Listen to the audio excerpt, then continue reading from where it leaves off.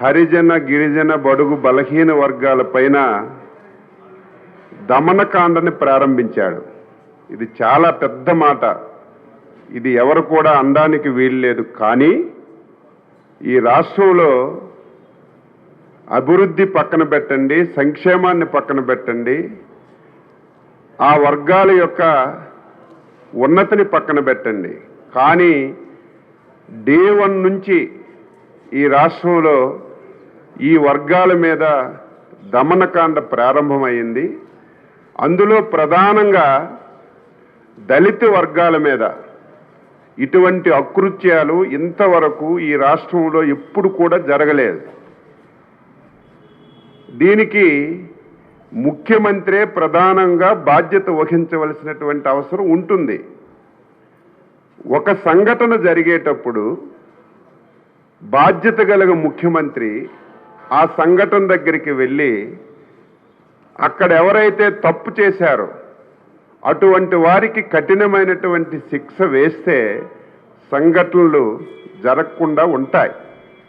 కానీ ఎవరైతే దళితుల మీద దాడి చేసి సంఘటనలు చేస్తున్నారో అటువంటి వారికి ప్రోత్సహించడం, అటువంటి వారికి ప్రభుత్వంలో పదవులు ఇవ్వటం వల్ల ఈరోజు దళితులకి ఈ పరిస్థితి వచ్చిందని చెప్పి ఈ సందర్భంగా తెలియచేస్తున్నాను. అన్నీ పక్కన పెట్టండి. సుధాకర్ గారి హత్య నుంచి ఈరోజు జరిగినటువంటి సంఘటనలన్నీ మా సోదరులు మాట్లాడతారు. ఈరోజు శ్రీనివాసరావు ఎన్నికల ముందు ఎన్నో వేషాలు వేశాడు. జగన్మోహన్ రెడ్డి అధికారంలోకి రావడానికి 1 కాదు 2 కాదు ఎన్నో వేషాలు వేశాడు.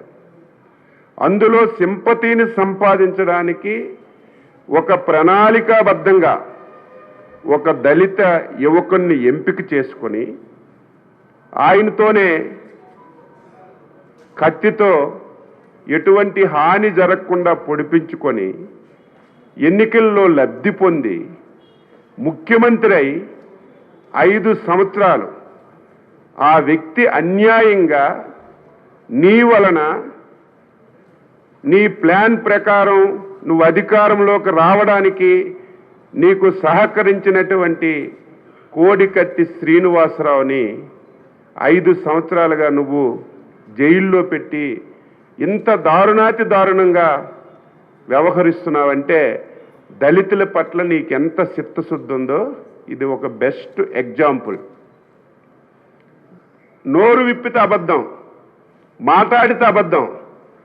ఆ రోజు కోడికత్తి జరిగిన తర్వాత ఆంధ్రప్రదేశ్ పోలీసులపై నాకు అసలు నమ్మకమే లేదు, ఈ పోలీసులపై నాకు విశ్వాసం లేదు, దీన్ని ఎన్ఐఏకి ఇమ్మని చెప్పి ఇదే జగన్మోహన్ రెడ్డి ఆ రోజు అడిగిన విషయాన్ని గుర్తు చేస్తున్నాను. నువ్వు చెప్పినట్టుగా ఎన్ఐఏకి ఇచ్చారు.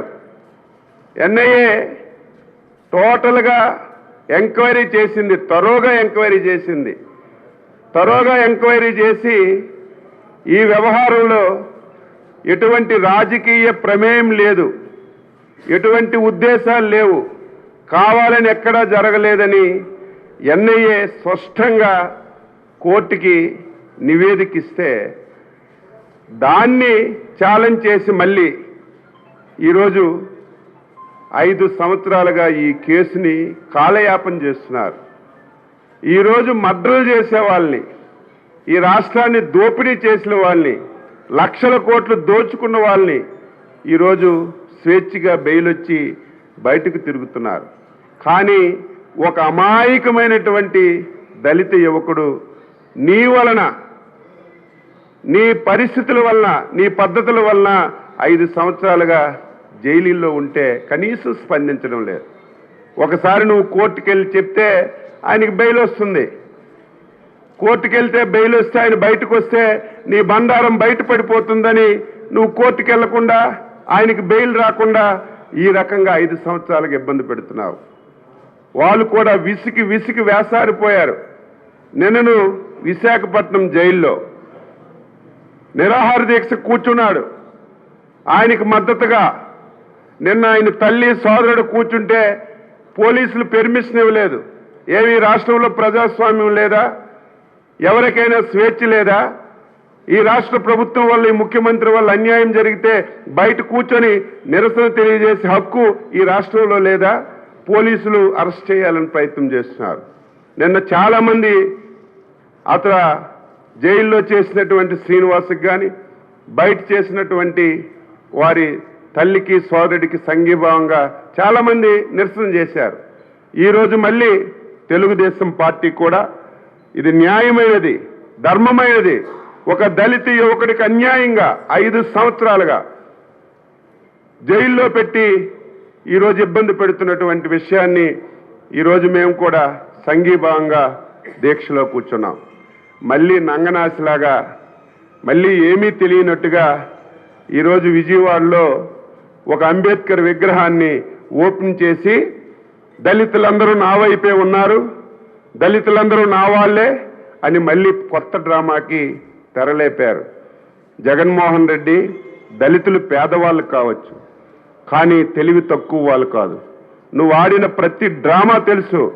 ప్రభుత్వం నుంచి అందినటువంటి పథకాలన్నీ ఎత్తేసావు. డే 1 నుంచి దళితుల మీద విపరీతమైనటువంటి దాడులు చేస్తున్నావు. ఎవరైనా నోరి పడిగితే శిరోముండనం చేస్తున్నావు.